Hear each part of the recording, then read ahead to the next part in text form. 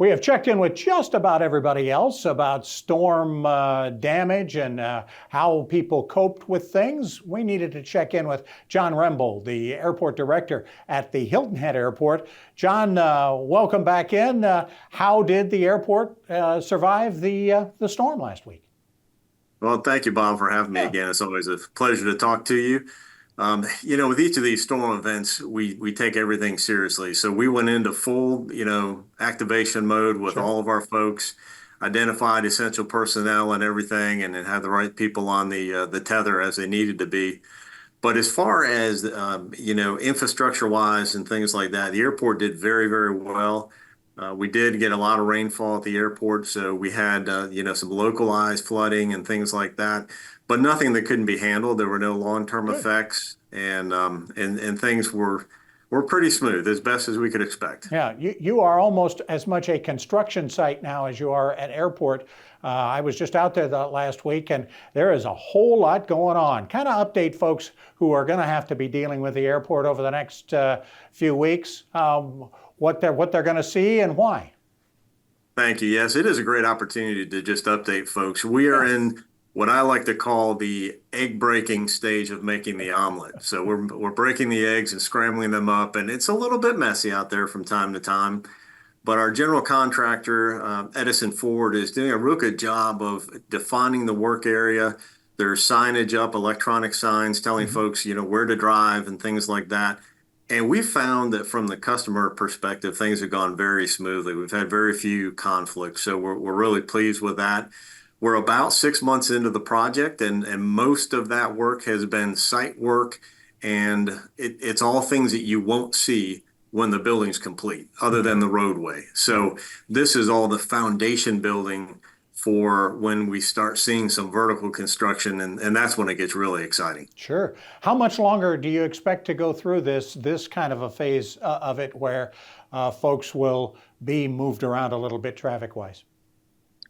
It's going to be ongoing for a little while, Bob, and Yeah. that's because this first phase includes the new roadway that will be out front of the terminal. So Okay. that will be executed in phases. So there'll be a little bit of choreography, let's call it, to execute as we move along.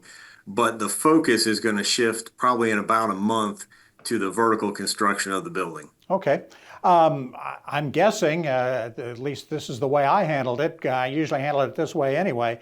If folks just park in that cell lot when you first get onto the property, sit there, text your person flying in or flying out, and particularly flying in, obviously, and say, hey, when you get out front, text me. I had no problem at all getting in, getting my wife in the car and getting out. Well, Bob, that's the best PSA that you could have given. It's perfect. And that's exactly what we want folks to do. When there's residents who are coming to pick up folks, that is the best way to execute the plan. And I appreciate your doing that. And you do have traffic control folks up there by the building who are kind of moving people around and trying to keep things moving as well as possible, right? That's right. We do that for a couple of reasons. One is security, because we have to keep people moving. But the other one is to control that flow, since it is a congested area with the construction ongoing. Okay. How about, speaking of traffic flow, let's talk about the airplanes coming in and out. It has been a busy summer. How are you guys doing traffic-wise, and how much will it cut back once we get past Labor Day? Yeah, great question, Bob. We are enjoying a strong summer. We are up slightly over last year's numbers, so that's encouraging. That means people are flying, and that, cross our fingers, there haven't been too many major weather events that have wreaked havoc on the system. So we're thankful for that. So yeah, the season will start winding down after Labor Day. Some of those seasonal flights start to go away for the year.